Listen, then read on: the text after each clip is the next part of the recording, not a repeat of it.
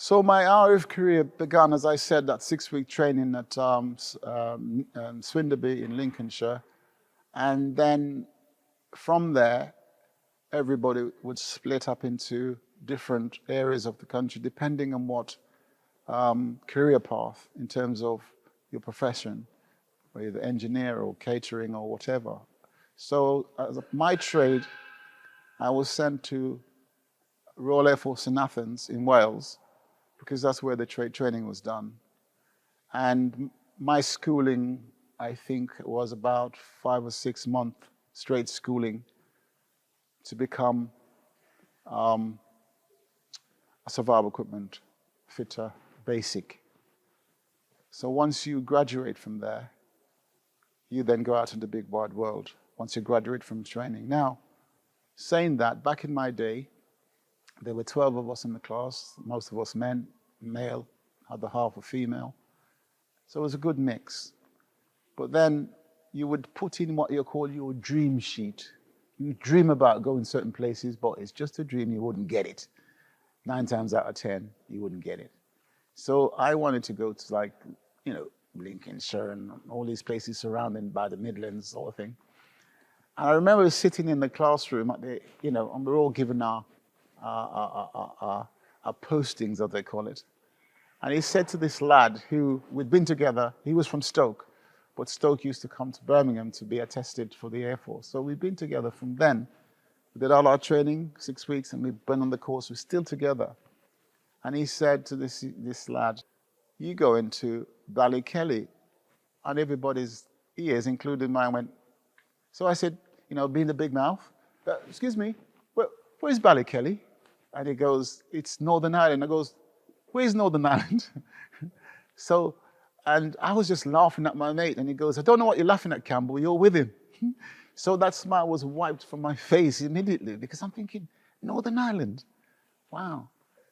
At that time, nobody told us about the conflict that was going on in Northern Ireland. I can't recall even seeing it on the TV or knowing anything about it. And all we got told is that we're going to Northern Ireland. So then back in those days, you had to go and get what they call the warrant so you can travel free on the train. And that's what we did. And you just have to grow up very quickly and get yourself sorted. So we found out what to do, where to go. We found ourselves on the overnight ferry going to Northern Ireland. And we did about 7 hours on the ferry, which was pretty rough on the Irish Sea, I can tell you. And we got off to the other side in Belfast. And all of a sudden, we just stood in the middle, right on the docks in Belfast. And I'm thinking, why are these soldiers lying on the ground with rifles? And this was quite an eye-opener for us because we knew nothing about the conflict that's going on there, the unrest. And these soldiers were obviously guarding us coming off because most of us coming off there were soldiers, airmen, and Navy. So we found out that the train station, which is what we had to get, was across the middle of Belfast. So we had to walk through the middle of Belfast. But to the other side, got on the train, and the train was about 2 hours to 1.5 drive up to Ballykelly.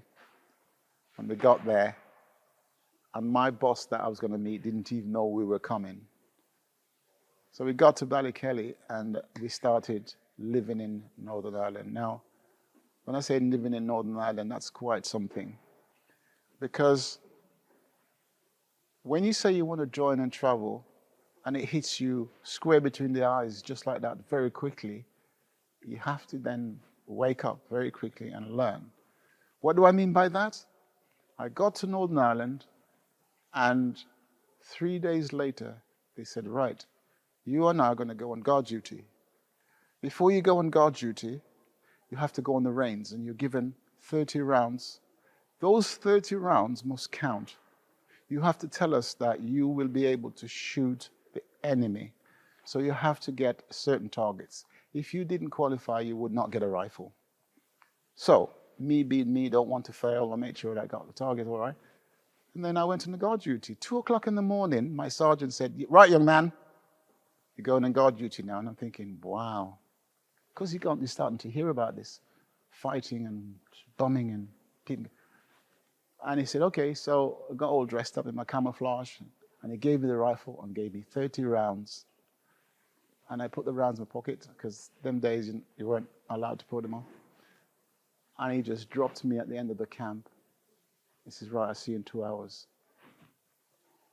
That is quite a rude awakening. When you live in Birmingham, and you're there, and you've got cars and buses and everything, and all of a sudden, 2 in the morning, you're right in Northern Ireland, and you're by yourself, just the moon shining if you're lucky, you're on your own.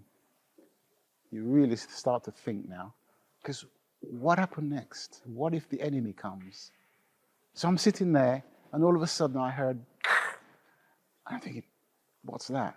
So and I heard the noise again. So you're trained to react. So I'm going, who goes there? And I heard nothing. And eventually I saw a pair of eyes looking at me, and it was a cow. Now, I was never so glad to see a cow in my life. Because, like, what do you do if the enemy comes at you? What do you do? You know, and those are the things that you face when you go out in those kind of situations all the time. And Northern Ireland was very, what shall I say, as a young black boy, and I'm going to say it that way because driving down the street, walking down the street, whatever you do, the people were like staring at you so much because they hadn't confronted, most of them had not seen a black person close up. But it wasn't of scorn in any way. They were like saying, people came up to me and said, why are you here? And I said, what do you mean?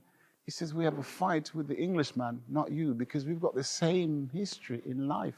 I'm thinking, how can you have the same history? Because I knew nothing about history, right? Then I learned later about no dogs, no blacks, no Irish, all that sort of thing. I learned later. But when they were saying it to me, I didn't know. Also, what I learned later is that the Irish themselves became indentured slaves and sent across the world, especially the Caribbean. So I knew none of that. So when they were saying all that to me, that we had similar background, I had no idea what they were talking about. So my life in Northern Ireland was really good because they saw me as comrade. And it was very comforting.